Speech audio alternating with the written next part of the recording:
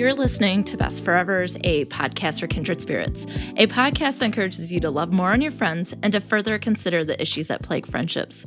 I'm Alysa Lucas, and on the Best Forevers Instagram and the Best Forevers Facebook group, we do monthly challenges where we post photos, memes, ideas, and stories related to each day's theme. I find it to be a lot of fun. Now, I will say that the challenges started out as friendship themed, but every month has been something different, right? TV show themes, books, getting hygge, which means, getting cozy, getting ready for spring, celebrating a winter wonderland.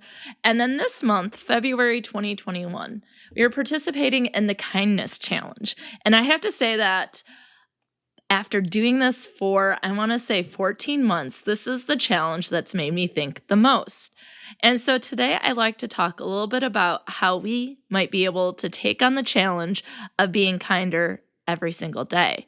Now, it might seem funny or maybe contradictory to have a kindness challenge follow the episode that focuses on toxic positivity. And I know you might have been thinking it when you saw the episode drop in your podcatcher, but it didn't pass me either, thinking about sort of that might be a little ridiculous. But I do think that being positive all the time, just to be positive, to ignore negative things, is problematic. I think that, there's a dark side and a light side to everything, and that toxic positivity might push us into the dark side of things, and that kindness is where you might be able to pull those people back out of darkness, right? That there is a way that we can focus on helping our people. And so even though it might seem a little ironic, thank you, Alanis Morissette, isn't it ironic? We are going to push forward with this kindness challenge because I think it's important. But then again, this is episode 137, and I think all episodes are important. I definitely sound like a teacher who believes every single day of class content is equally important as well. Just calling myself out today, friends. Okay, so according to Karen Hall for Psychology Today in 2017, she wrote about the importance of kindness. And the very first thing she does is, of course, define what kindness is. And she says, quote, "Kindness is defined as the quality of being friendly, generous, and considerate. Affection, gentleness, warmth, concern, and care are words that are associated with kindness. While kindness has a connotation of meaning someone is naive or weak, this is not the case. Being kind often requires courage and strength. Kindness is an interpersonal skill," end quote. Well, high five, Karen Hall, or elbow bumps in the pandemic era, but I really okay, we got all the details here. We know what it is. It's about being generous or considerate, okay? It's associated with affection and being friendly, and although people might see people who are kind as doormats they can walk over, she's saying, no, it takes courage, and I think that is a really interesting sentiment, that it takes more to be kind than to not be kind at all, right? Or to even be mean, right? And so I really like what she says here. And one of the things I've been thinking about since doing this challenge, and now we're about 2 weeks into this challenge at this point.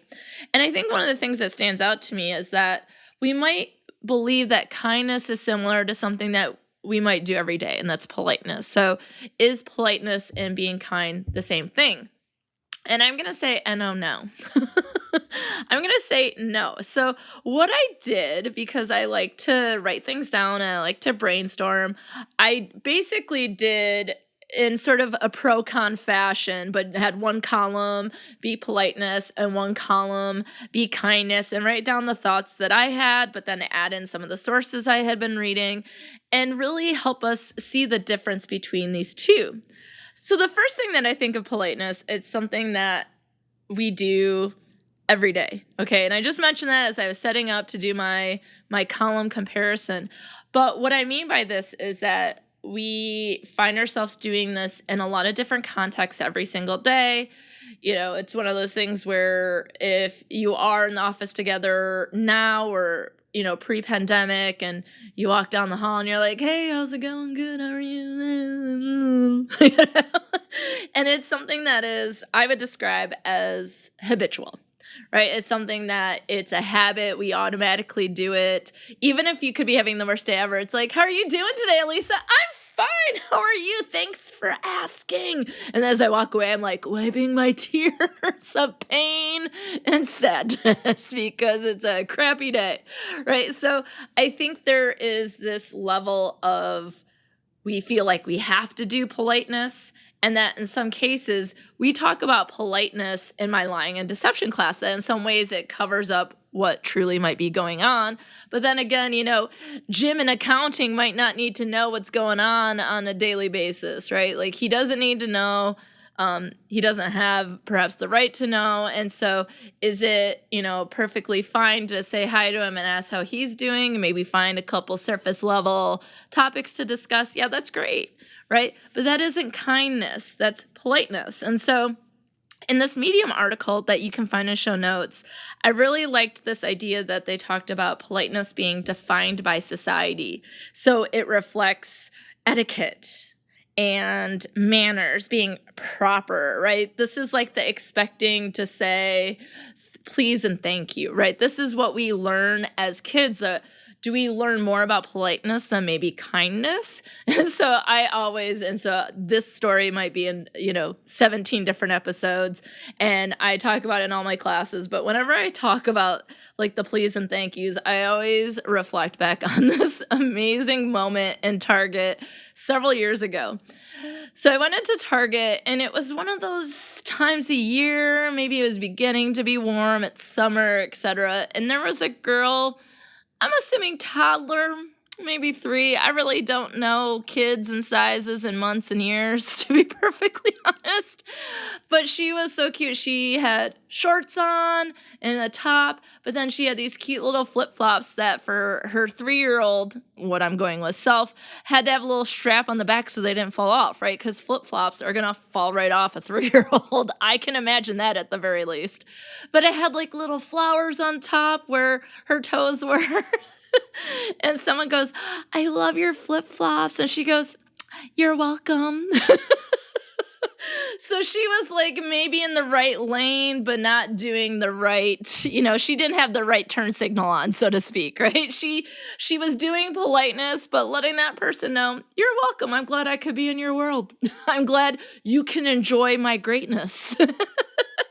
So that's what we think of it. Social norms, it's surface level, it's about manners, and then even more, the Medium article really got into this idea that it's about respecting positions. And the author talked about being rude and saying that, I'm not someone who's polite because I don't believe in just respecting people because of some title per se, And so that a lot of what we do is based on positions or hierarchy, etc., that we might expect a waitress or a waiter or wait staff to be more polite than the people who they're serving. And it just seems like, hey, can't everyone be cool?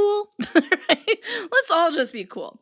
So, it's expected, and certainly there are benefits to being polite. If we don't say hello and ask people how they are, or we're rude to staff, etc., then there's certainly violations of those social norms. So by doing politeness, we can be guaranteed that we sort of check the box of what's expected from us. And if we violate it, then we might receive some punishment. Like people might make us feel bad, or people might think we're rude and make impressions about us, etc.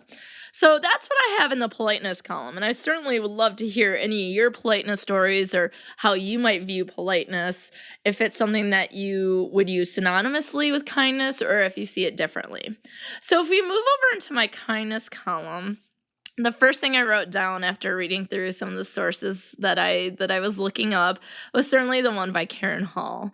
And that is, I had to write courage and strength for kindness. And I also had to write down interpersonal skill. And as someone who teaches interpersonal communication and thinks communication is important, that I've dedicated my career to helping students or talking about on a podcast, that communication helps us in our everyday life. It helps us in our relationships, personally and professionally, that There are some skills we have, there's some skills we don't have. Some things are natural talents and other things have to be learned and practiced and honed and practiced again. And it's something we might have to work on every single day. And so that really speaks to me. And so I love that. Now, politeness being habitual, it can come like just like a click word, like just click, you do it, right? It's just something that happens. Whereas kindness is more active. You have to want to participate in kindness. It's not something that might be habitual for people. And really diving deeper into the skill is you need to be able to assess sort of the world around you, what people might need, how you might be able to help them, and then you have to put it into action. So it's certainly not passive. It's not just simply not harming people, which is great, right? Like, let's avoid harming people. But some people say, they're kind. They don't rock the boat. They don't, they're not mean to people, things like that. And that's all like, thank you. We love that. But kindness is more. It's not about being passive. You have to make a conscious choice in which to do it. There has to be some level of intent beyond just doing what's expected of us, because kindness is going beyond what is expected of us. We do it because we want to. We do it because we see some need, and we do it because other people need assistance. And so there's a couple other things that really stick out is that, when I think about the definition of kindness, talking about being friendly and affectionate, I also think about the benefits that come from kindness. And so, okay, there's probably very few things in life that are altruistic, right? There can be some motivation for doing it, right? When someone's been kind to us, that might really sort of spark kindness in us and want it to spread it more. Or just, I don't know, being in a pandemic that seems to never end, and a political climate that seems like not friendly and just kind of like every day is like yuck, right? That you're like, you know what might help us all? Sprinkling some kindness around because it's free. And we can come up and do things for people with intent and with choice and doing it without I don't know. We just need it because we need something bright and light in the world. But so there are benefits. And I think of it a lot like affection, right? And so one of the things is with affection, we often think that receiving it is the best thing. So we love when, except for people who don't like to be touched, like some of my former students that often bring that up in class. I have friends who are like, let's not hug. Okay, well, and this is like pre-pandemic, of course, right? Everyone's probably like become a hugger now. Like, I will hug anyone once this thing is over. Or not. You're probably like, no, I'm gonna keep it going without any hugs. But affection, we love when we might get it, right? It's like we feel good when people show us affection, and it could be through touch, it could be through words. There's love languages. There's lots of ways in which to communicate affection. It doesn't have to only be through hugs. But the thing about it is, it's not just receiving it that makes a difference for our physical, mental, emotional, and social well-being. It's giving affection as well, right? So that we can have the same benefits when we receive affection if we give it, right? And so I always talk about how, hey, during midterm week or final exam week on campuses where they bring in dogs to the library and everyone can play with the dogs and pet them and that sort of thing, it's because it makes us feel good to be around dogs because they're the best. Sorry, cats who are listening nearby. I love them too. But that's the idea, is that when we can care and give affection to other people, there's a lot of great benefits for our health as well. And I could even see that personally when I was my first year out of my PhD. I lived in a town where I only knew like 2 people. I commuted to my place of business, so anyone I might know there might be too far away from where I lived. And then I got Rooney, my little Rooney girl, this little thing that's now this giant queen. But her coming up to me and, rubbing her head against me, I'm always like, oh, she loves me. But then, sometimes it's nice just to pick her up and give her a hug too. And then she starts purring. And I'm like, see, we gave each other affection. We both feel better. That's how I think about kindness, that we know, or we can at least hopefully put ourselves in a position to go, this is what it felt like when my friend was kind to me, or when this person did this kind thing for me. And that it really made our day. It helped us out beyond what we could even put into words. I just saw this video online. It might have been a TikTok, and it was probably posted by Rex Chapman on Twitter, because he posts a lot of what he might call like timeline cleansing posts. And it was someone who had painted a picture of someone riding the subway, and he gave it to her, and she was just sort of like, couldn't find the words. She was like, this is the nicest thing anyone's ever done for me, is paint this picture. And it just really captured her in that moment. And she couldn't find her words. She looked like she was going to cry. And it just was one of those things like, this was so kind.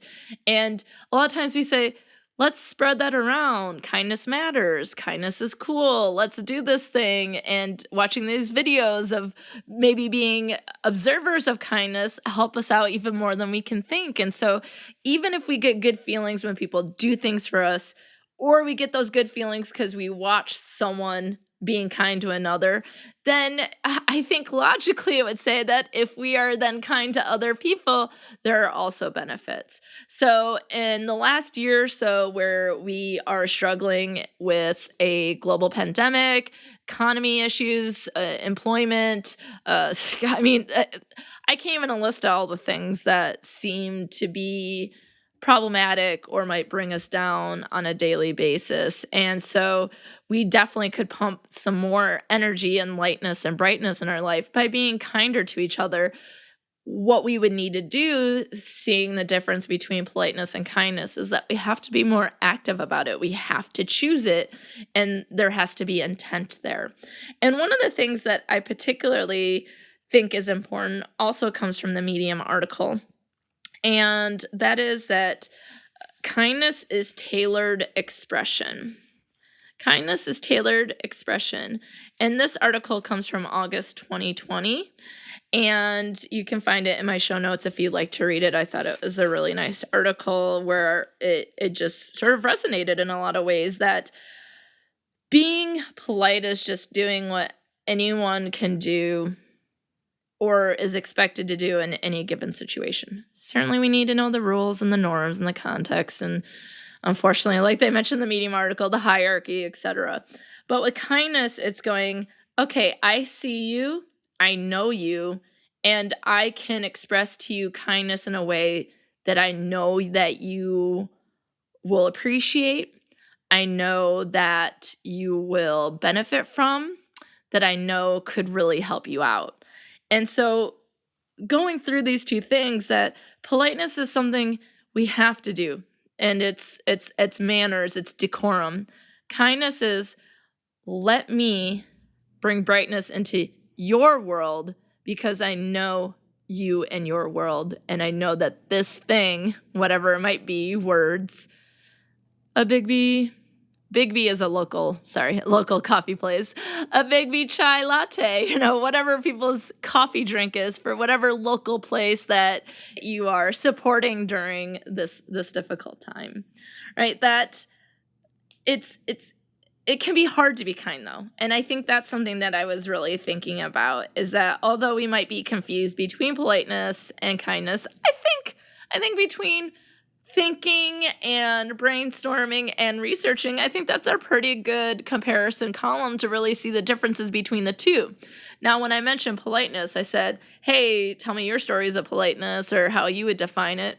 Also be the case for kindness. And even more, as I think about as part of this kindness challenge in February, what do we learn about kindness? Do we spend enough time there, say with parenting or socializing or in the classroom or in our churches or with our neighbors, like when were the moments that you remember learning politeness? Like I think of those situations like the girl with the cute little flip-flops who was like, "You're welcome." And the mom was like, "No, honey, you mean thank you." And she goes, "Thank you," right? Like where parents are telling kids exactly what to say. And I feel like we all have very similar situations where our parents, our grown-ups, our caregivers taught us politeness in a very direct way. Say thank you for the gift, Jonathan. Like it's like, I'm gonna get in trouble if I don't do this, right? But what are the moments for kindness? Is it not so much a lesson that is directly taught by a parent? Do we learn more about it through observing the people around us being kind? Did something happen, say, in the house that you grew up in or the family you were with where other people were kind to you? Right? Like we had a fire in our house when I was 19, so I didn't live at home anymore. But just the amount of people who were willing to help, right? Like that's where you can kind of see the kindness. It's something you observe, right? And so I'd be really interested, do you feel like you had direct lessons of kindness growing up? Or is that something that you learned in another way through a different experience later in life, or was it something that you observed? But one of the things is it can be hard to be kind, and it certainly could be hard to be kind during a global pandemic, right? And so there's a Glamour article. It says, "Why Kindness Matters, How to Actually Be Kind During the Coronavirus Pandemic." And this is by Marie Claire Chappé, if I'm saying her name correctly, and it's from March 2020. And one of the subtitles here for the overall headline, it says, "Let's ensure the sense of community long outlasts the pandemic." So I don't know about you, but I feel like either we're just having a downer time and that sort of puts a negative spin or a negative light on everything and just everything seems harder, or because everything is harder, it seems like we're not even as polite anymore, let alone kind to each other. And maybe because there's that divide I was talking about a couple of episodes ago where some people are wearing masks every day, some people don't wear them, like people have different beliefs and ways that they protect themselves during the coronavirus. We just went through and are still continuing through with the trial now and things that are going on in our political world. It's very divisive. And so maybe it does feel like people against each other. So why would we be kind to each other if we can find something wrong with each other?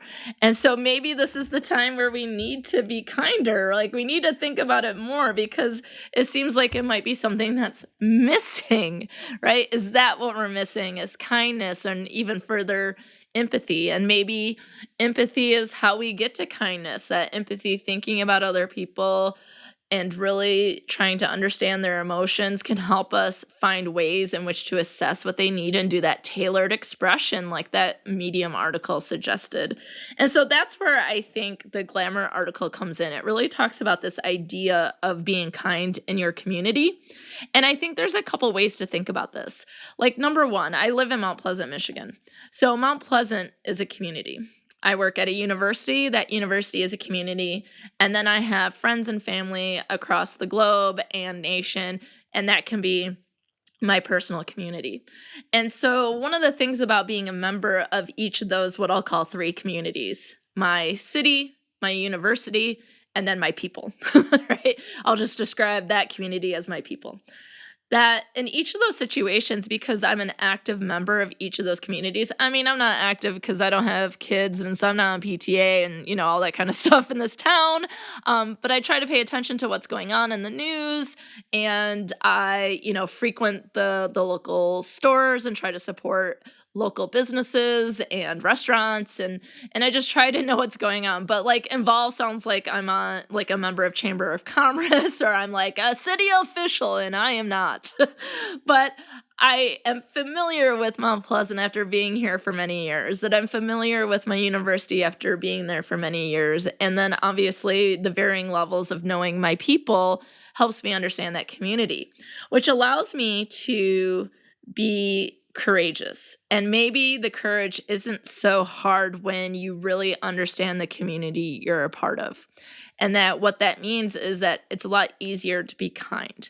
And that going along with Psychology Today article by Karen Allen, that what we're dealing, or excuse me, Karen Hall, that what we deal with is that we can have those tailored expressions. So in this global pandemic, which is devastating almost everyone in some way or another, what would it be for my town? What could I do to be kind to my town? What could I do to be kind to my university? And what could I do to be kind to my people? And I can tailor that. So in Mount Pleasant, in the areas that I know, thinking about the kindness challenge, I can pull together all the things that I have. I used to volunteer at the local animal shelter, but hurt my back and wasn't able to continue. Let me pull together all the things that I think they probably need after being there, following them on social media, and just loving animals and being around animals, what I think they might need. Or I could even go further and say, if I really want to tailor this message, let me ask them what they need. Here's what I think. What would you add to it?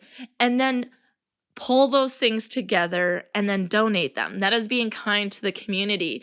And that isn't something I necessarily need to stop doing after the pandemic, knowing that they are doing everything they can to care for all these animals in this area, right? It's where I got Finn. Of course, I want to pay it back and pay it forward. And so what can we do to help? And I love animals, so I love to help. And I know after volunteering there that there's a lot of things that they need: towels, blankets, litter, so on and so forth, right? And I'll also put, if you're so interested, their Amazon wish list in my show notes. And then if you're not a Mount Pleasant, Michigan friend, right, that I'm sure there's a local animal shelter where you can show kindness to them. Or maybe there's another group that might need it, like a food bank. Like, how many students I've talked to are having a lot of food insecurities right now? Well, let me go through my cupboard and say, you know what? You are the students who sit in my classroom, whether that's virtual or not, and I want to be sure that you're taken care of during this global pandemic. Let me donate these things to the food bank on campus. Not only is that part of my community, I could do it locally, or I could go directly to my university community. So that's why it's important to, as Glamour article is saying, is that putting back into the places where we are and being kind there allows us to make it through the other side of this pandemic and build relationships and connections and friendships that might last longer than once we're all vaccinated or we've dealt with all these variants or whatever might be going on. And that's really kindness, because it helps strengthen those connections. It gives you a sense of satisfaction in life, as the Karen Hall article talks about. And so I just feel like that could be, there's a lot of great ways to do that. And although kindness can be hard, and there's a Psychology Today article that talks about sometimes we're a bystander. Someone else will take care of it, or diffusion of responsibility, like, oh, it's not my responsibility. And this comes from Micah Estrada's 2018 article about kindness. Like, when people are in great need, that we can walk by people and not even consider that they might need help, or that it's not our responsibility, someone else should do it. But if you look at things about being your community and being part of the community and trying to make it a better community during this time, then, as the Glamour article says, that sense of community will outlast the pandemic. And you being kind to other people, again, it might come back to you. Kindness is contagious. It's generally free. I have a bunch of towels that I need to get rid of. I'm happy to donate some of the litter that I have for my cats to the local animal shelter. And that's what might help us in this time. So some other ways to be kind. Here's the thing. I want this to like spark ideas, and that's really what's happened for me during the challenge that I created based on a poll of what people wanted the monthly challenge to be for February. So I created this, and I did, there's 7 themes because there are perfect 28 days.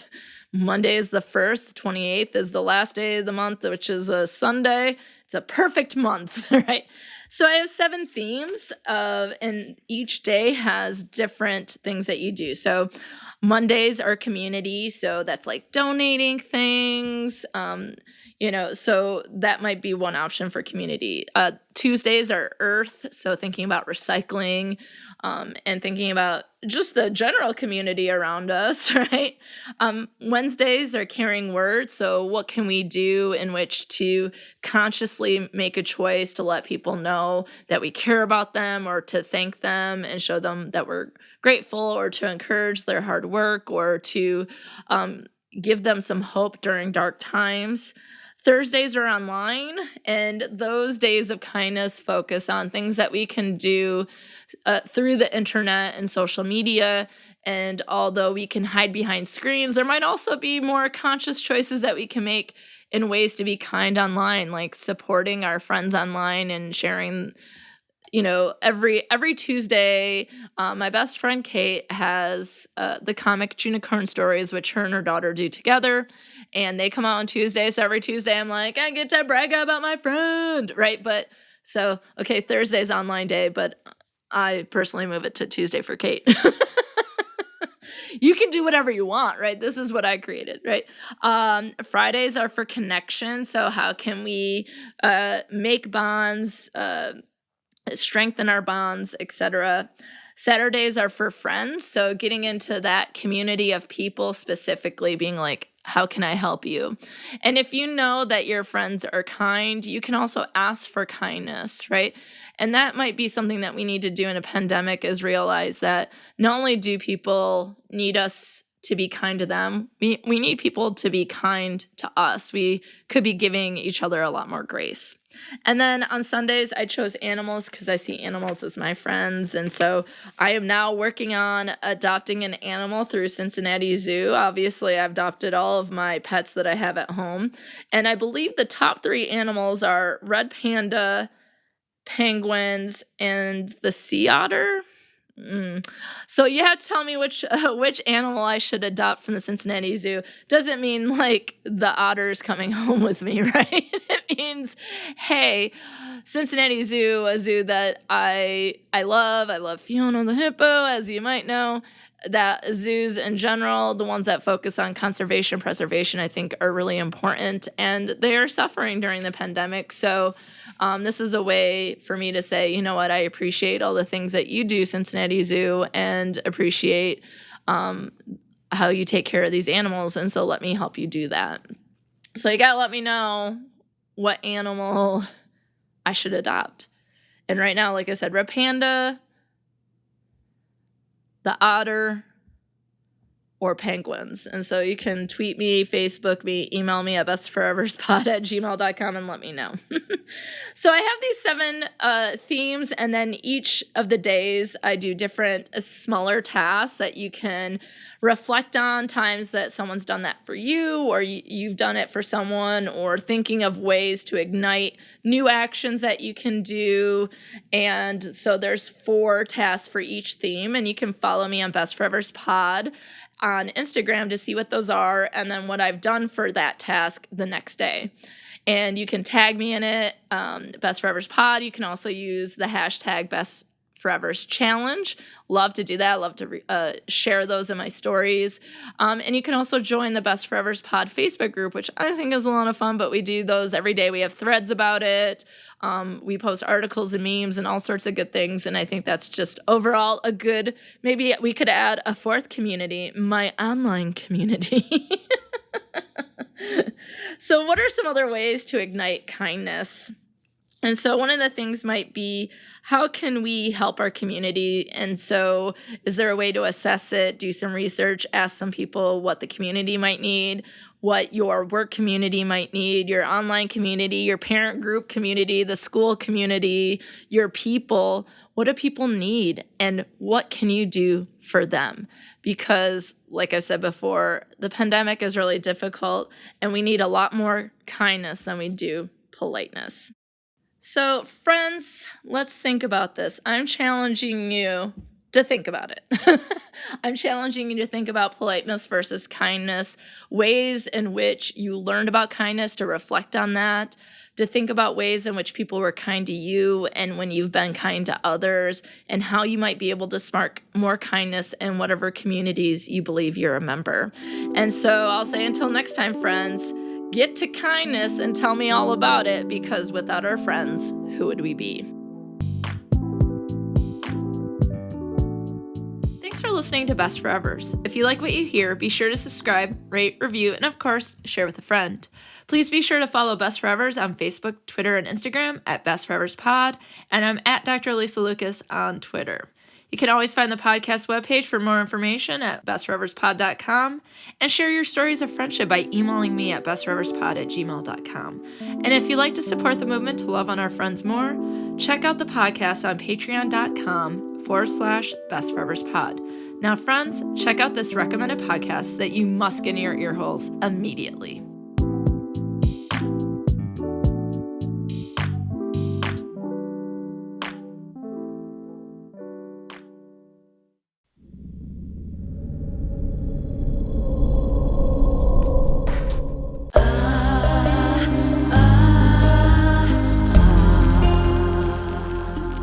Quiz.